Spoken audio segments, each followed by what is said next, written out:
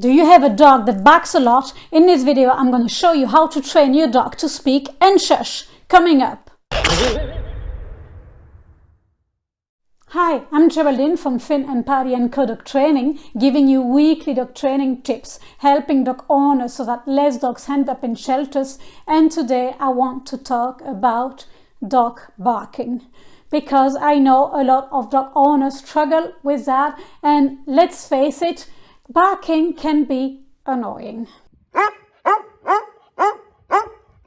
But dogs will be dogs, they bark, that's the way they communicate. The good thing is that you can actually put it under control. Now you have different types of bark. Your dog can bark because it's warning you, it's like an alarm. It's telling you, for example, if there's an intruder or visitor, somebody at the door, somebody trying to break into your house. And there's also demand barking, like for attention, for you to play with him, for food. If you're sitting at the table and having a nice dinner, your dog might be barking, and that can be really annoying when you're trying to relax and just enjoy your food.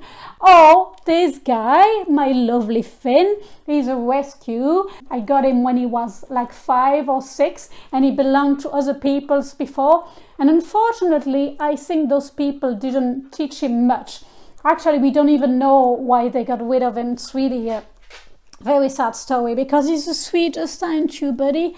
But it could have been because he was barking. For example, he loves to play fetch. He's mad like crazy about balls. So when I go in the garden with him, he's going crazy, like so excited and barking until I throw him the ball. But I have a good news for you. We're going to teach your dog to bark on command, and we're going to teach your dog to shush on command. We're going to basically find something that triggers your dog barking. So it can be, like for example, Finn as well barks when the bell rings. So what you can do in that case, you record the bell ringing on your phone, and then you're able to play it for training purposes.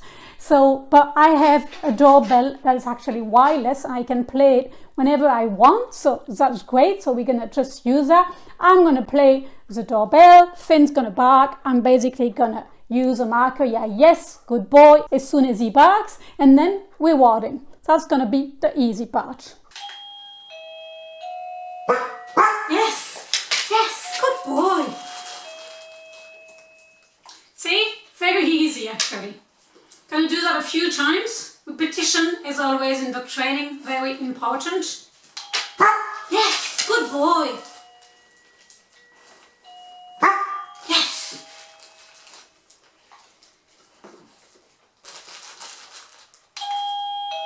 Yes, good boy. Yes. Yes.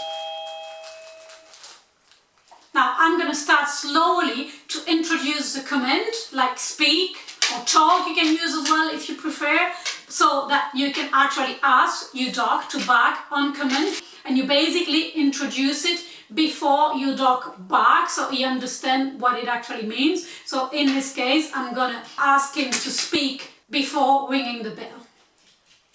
Speak. Yes, good boy. Yes, well done. Speak. Yes, speak. Yes, good boy. Now for the shush part, we're going to do the exact same way, except now we're going to reward your dog as soon as he stops barking. So we're going to use a doorbell or anything else that you record on your phone that triggers your dog barking. You play it, your dog's going to bark, you're going to ask him to shush, and as soon as your dog shush, you actually reward him, especially at the beginning. If it's a dog that's getting really excited when that thing that triggers a bark is going off, then it might be hard. So you might want to use just a treat and put it on the nose, and automatically, because he's going to sniff it, your dog's going to stop barking. So you can actually use that trick if it's necessary. And what I like to do as well with my Finn, when he barks, I say, yes, Finn, shush, thank you. I tell him thank you because I like him to actually warn me that there is something. But then I say, thank you, now shush.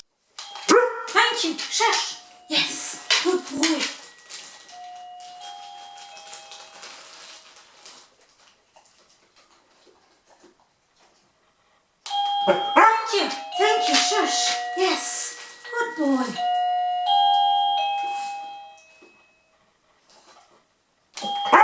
Thank you. Shush.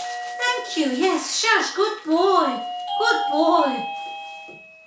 And you can also use a hand signal if you want, because dogs learn by body language. So for example, you can use a hand signal like, for example, put your finger to your lips like we do for humans, or for small kids like shh. So we can do that. You can do that if you want. I don't do it, but if you choose to do it, you just do it after the verbal command. So you say shush, shh. And then timing is extremely important for obvious reason. You don't want to actually mark to yes when your dog is actually barking if you're actually asking him to shush. So that's very important. Repetition as well. Repeat. Your dog's not going to learn to shush and speak on command. Well, maybe speak, but not shush in 5 minutes. So you have to repeat every day for 5 minutes. Short, small training session every day. That's the key. Consistency as well. So you have to make sure that everybody in your house does the same. Never reward him for barking if you actually didn't ask him to do so. So if it's for an alarm, if there's somebody at the door, that's fine. That's a trigger. As we went through, you just say thank you, shush, and he does it, and that's fine. But however, as I said at the beginning, dogs are dogs. They love to bark. That's the way they express themselves. So it's very important that they're able to bark sometimes. So you can actually ask them to bark. You go silly, and that's what we do here. We do barkatons, howlatons, bayhatons, because I have a collie, Paddy, that loves to howl, and a foxhound, Bruce, that loves to bay. So we go over those crazy bark, bay, howlatons, and basically we go silly. I ask them to speak. I will show you a video now. We go silly, everybody speaking, barking, howling, baying, and it's fun, and your dog needs it sometime, and it's good that they can express themselves.